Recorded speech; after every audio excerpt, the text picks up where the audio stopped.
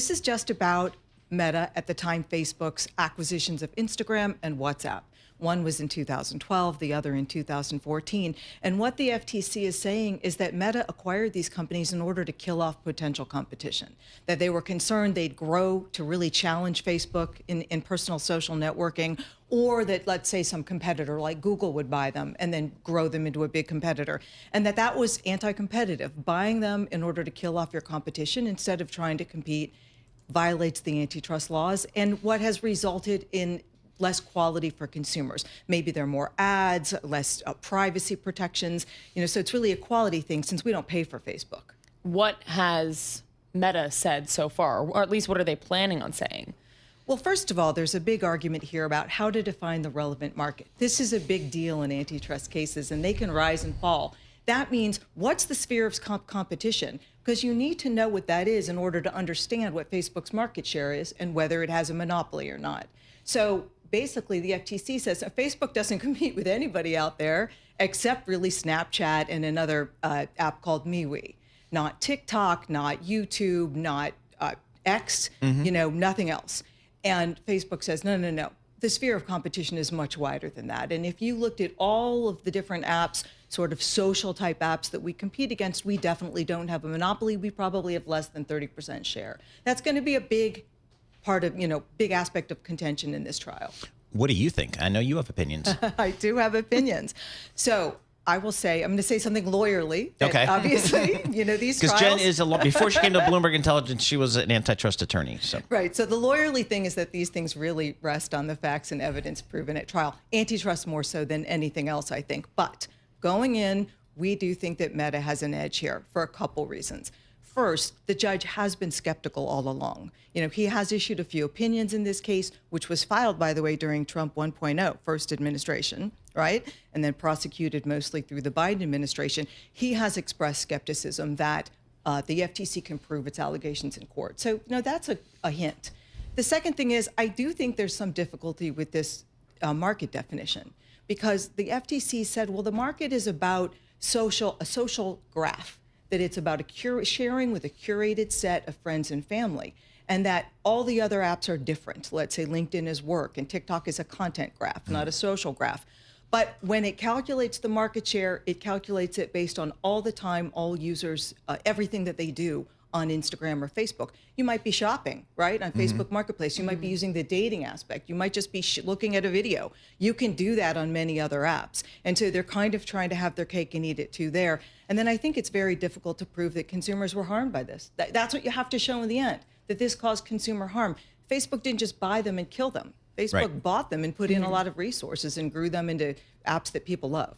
What is at stake here numbers-wise for Facebook? Because honestly, just anecdotally, I don't use like Facebook.com really anymore, but I do use Instagram. I use WhatsApp. Is to it me, the gram it feels or like Insta? What do you call it? IG? What do you call it? Instagram. Yeah, I probably wouldn't say the gram. Insta, maybe if I'm texting something, right, just to shorten it. But like those are really big parts of the business, aren't they? And that is why this is so risky. You just put your finger on it. I mean, the last I looked, Instagram and WhatsApp contribute about 44% of the advertising revenue for Meta. That is big. And it's because a lot of people have moved over and primarily use Instagram rather than what they call Facebook Blue, which was the original Facebook before Instagram. So this is a big deal because the FTC is asking that they be forced to sell it off. That's what the remedy they're asking for? That's what they're asking for, yes. What do you think a more realistic, were they to lose or not, just have some negative resolution to this litigation, what do you think the judge could suggest that may be absent or just short of breaking the company up? I think it's difficult here because the other step would be a behavioral remedy. And what would that behavioral remedy be? Or maybe it could be something that's quasi-structural, like sharing data, allowing better interoperability. So if there's some new nascent, social networking company, that it's easier for people to transport all of their friends and all of the information they've put onto Facebook over to that one. Something like that maybe could be sort of a step below having to sell these entities off. But, I'm not really sure what a good settlement would be or a good solution would be outside of selling off Instagram or WhatsApp.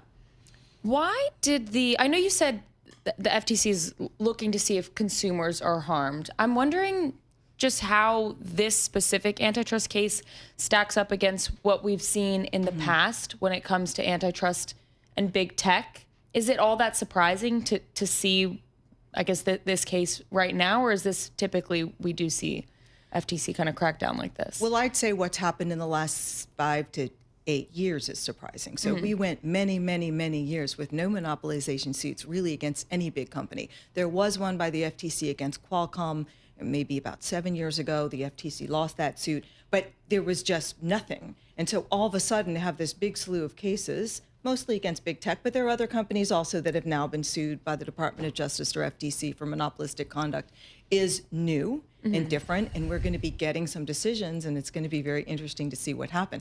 You know, Google Search has already been found to illegally maintain its monopoly, and that hearing on remedy is starting April 21. Is it bipartisan, I guess the push for breaking up these big tech companies? You know, it really is, very much so, more than it ever has been, but in some respects for different reasons. You know, the Democrats really just generally worry about big, powerful companies, a company having too much market share and therefore, you know, being able to kind of be a gatekeeper.